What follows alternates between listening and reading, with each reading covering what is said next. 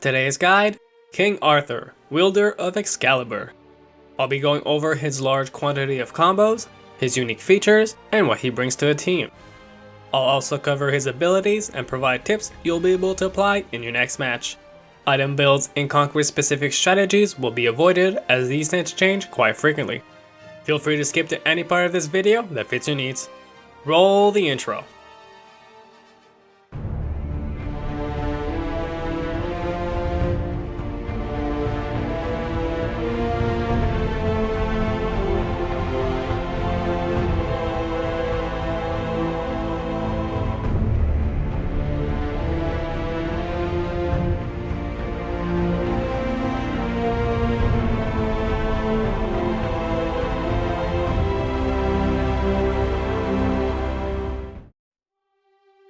King Arthur. King Arthur is part of the warrior class. He deals physical damage and is typically seen in the solo lane. Thanks to his two different stances, he is considered an ability-based warrior who excels at combining his abilities to disrupt enemies for long periods of time. Protections are essential on him, as most of his abilities are channeled, which often forces King Arthur into long, non-cancelable animations, making him a big target.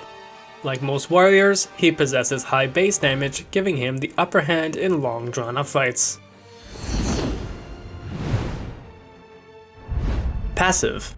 Steadfast.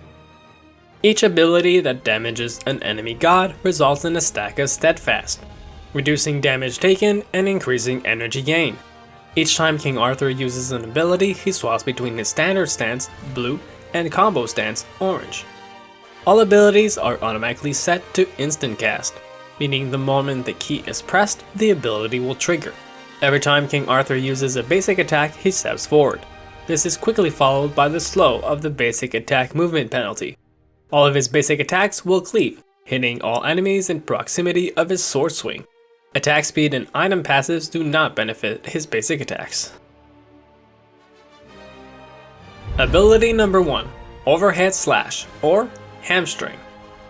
In blue stance, King Arthur deals a devastating overhead blow in melee range that creates a slashing attack that travels forward in a line. Enemies hit by the melee strike take bonus damage. In orange stance, King Arthur swipes slow, crippling, and damaging enemies that are struck. Ability number 2, Battle Stomp, or Uppercut. In blue stance, King Arthur stomps the ground with heavy force, causing enemies around him to take damage and become slowed. In orange stance, King Arthur charges forward, stopping on the first enemy god hit. At the end of the charge, King Arthur unleashes an uppercut, dealing damage and knocking up the enemy into the air. Ability number 3, Twin Cleave, or Blade Storm. In blue stance, King Arthur unleashes 2 cleave attacks while charging forward. Enemies hit by a cleave take damage and have their protections reduced. In orange stance, King Arthur swings Excalibur around him, charging forward and damage enemies 5 times before winding up for a final strike that deals more damage. King Arthur is immune to knockouts for the duration. Ability number 4, the Ultimate, Sundering Strike, or Excalibur's Wrath. King Arthur winds up a massive jab and steps forward before striking. All enemies hit by this jab are stunned. At max energy, King Arthur becomes crowd control immune and dashes forward. If King Arthur hits an enemy god, he launches them into the air and unleashes a barrage of 6 attacks, after which he launches them back to the ground, dealing damage to the target and any enemy below. The following is based on years of personal experience. Every player has their own style and preferences, and that's alright. These tips are here to provide help to those who seek it. If you disagree with any of them, feel free to let me know. I try to keep an open mind and always willing to learn to get better at a game that I love.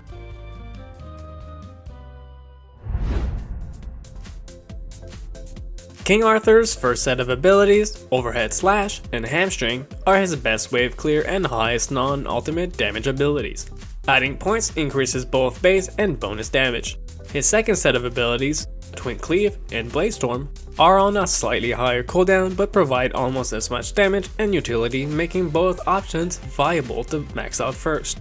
His second set of abilities, Battle Stomp and Uppercut, have their damage increased when points are added. Whenever possible, put points into the ultimate. That said, here's my recommended level up order.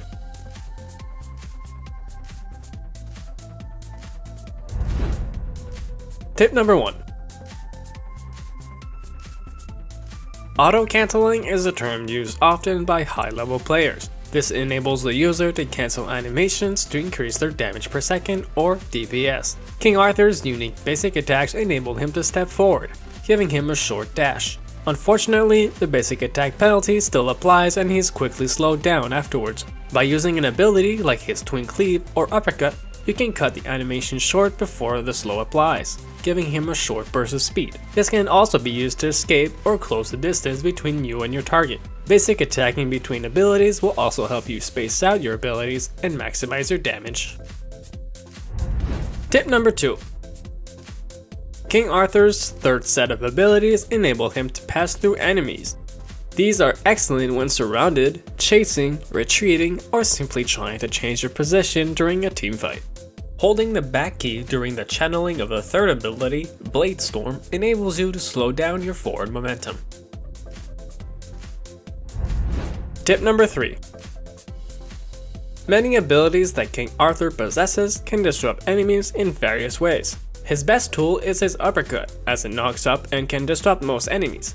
The stun on his base ultimate may feel underwhelming compared to his fancy anime sword swipe, but can set up or often be just enough to finish off an enemy. Tip number 4.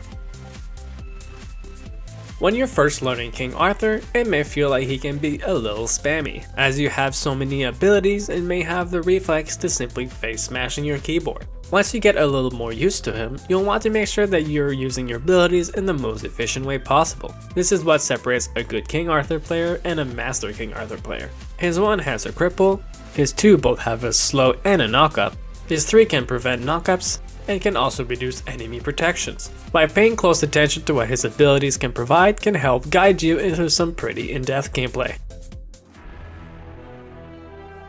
I hope this video proved useful and that you'll be able to apply what you learned in your next match. If you enjoyed the content or there's a god you'd like to see next, let me know in the comments below. Thank you for watching and see you all on the battleground.